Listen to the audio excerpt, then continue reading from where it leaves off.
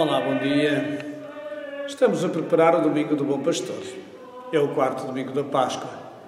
E sempre nós lemos um trechozinho do Evangelho de São João, no capítulo 10º, que nos fala precisamente da figura de Jesus como o bom pastor. Normalmente nós estamos habituados àquela ideia bucólica, tenorenta, do pastor que vai à procura da ovelha, que coloca os ombros. Pronto, essa figura mais sentimental, que não é propriamente a que São João nos apresenta no Evangelho. Esta figura do bom pastor, segundo São João, no capítulo 10, versículos 27 a 30, é a figura de um pastor que dá a vida, de alguém forte e corajoso que defende as ovelhas, que ninguém as arrebatará da sua mão. E por isso ele não quer perder ninguém. E porque ele e o Pai são um só. Portanto, e há outra dado muito importante. As minhas ovelhas escutam a minha voz, eu conheço as minhas ovelhas e elas seguem-me. Eu dou-lhes a vida eterna e nunca hão de perecerem. Ninguém as arrebatará da minha mão. Meu Pai que me as deu é maior do que todos, e ninguém pode arrebatar nada da mão do Pai. Eu e o Pai somos um só. Vedes, um evangelho pequenino, com três versículos, e portanto é realmente mais fácil de podermos apontar esta figura do pastor que leva a ovelha, que tem o cajado, o báculo, não é?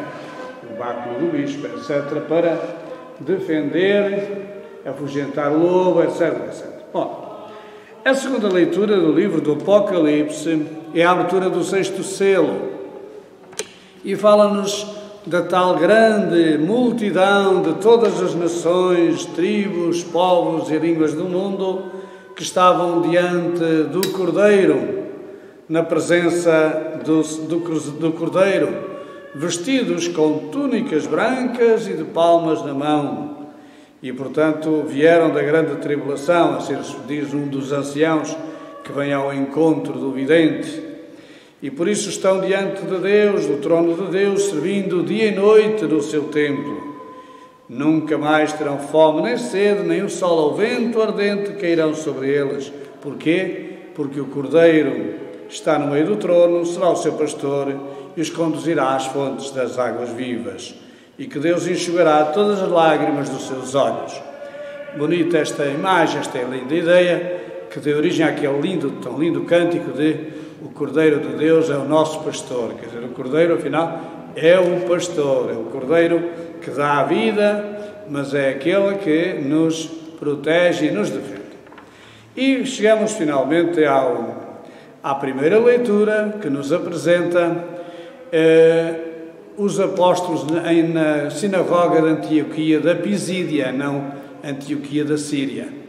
De Antioquia da Síria partiram os missionários, os apóstolos missionários, para anunciar o Evangelho a todo o mundo helenista e todo o mundo do Império Romano e não só. Antioquia da Pisídia é como que o corte com a tradição dos judeus de ir às sinagogas e dirigir-se aos pagãos, porque começaram a ter tanto sucesso nesta terra que os judeus, movidos por inveja, diz mesmo a multidão, ao verem a multidão, os judeus encheram-se de inveja e responderam com blasfémias. Então aí corajosamente Paulo e Barnabé declararam: era a vós que devia ser anunciada primeiro a palavra de Deus, primeiro. Uma vez, porém, que a rejeitais e não vos julgais dignos da vida eterna, voltamo-nos para os gentios, pois assim nos mandou o Senhor: fiz de ti a luz das nações, para levares a salvação até aos confins da terra. E, portanto, eles partem assim para todos. O Evangelho não é só para um pequeno grupo, não é só de coisas feitas, certinhas e muito organizadinhas. O Evangelho é sempre abertura à grande novidade.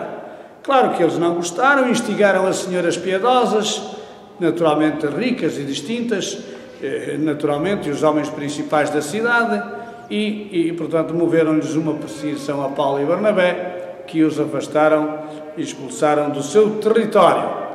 E mais um dado bonito também, enfim, que Jesus tinha dito no Evangelho. Estes, portanto, os apóstolos, estes, sacudindo contra eles o pó dos seus pés, seguiram para Icónio. E, entretanto, os discípulos estavam cheios de alegria e do Espírito Santo. Este sentimento tão bonito dos discípulos, cheios de alegria do Espírito Santo. Quer dizer, por um lado, ficaram sem os apóstolos, não é? Deviam estar tristes, deviam chorar, também a perseguição começou, mas estavam cheios de alegria e do Espírito Santo. Portanto, este sentimento os leva realmente a ter a esperança de se abrir. É uma nova vida, uma nova etapa.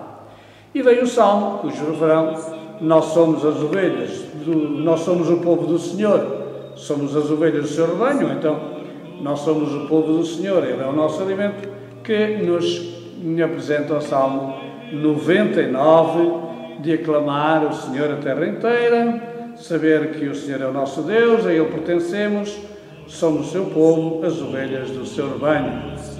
E continuamos no mês de maio, continuamos a olhar para Nossa Senhora de Fátima. Os peregrinos estão a partir e a encher as cidades e os caminhos de Portugal, para esse coração geográfico de Portugal, ao encontro do altar da Virgem, rezando por si, rezando pelos seus que ficaram nas suas casas, tendo os melhores sentimentos de paz, os melhores sentimentos de cooperação, para que, na verdade, a vida seja melhor, seja mais fácil e facilitada entre as pessoas. E, portanto, este espírito de penitência, de também, enfim, aguentarem as adversidades da caminhada, do caminho, para, enfim, ter a alegria de, ao chegar, mesmo que vá com os pés rotos da caminhada, mesmo que vá com as pernas inchadas e cansadas de tanto caminhar, e, enfim, com até alguns quilos a menos dos dias de jejum, com certeza, pois é a alegria de chegar ao santuário e de se encontrar nesse lugar bendito onde Nossa Senhora apareceu aos pastorinhos e fez daquele lugar santo o altar do mundo.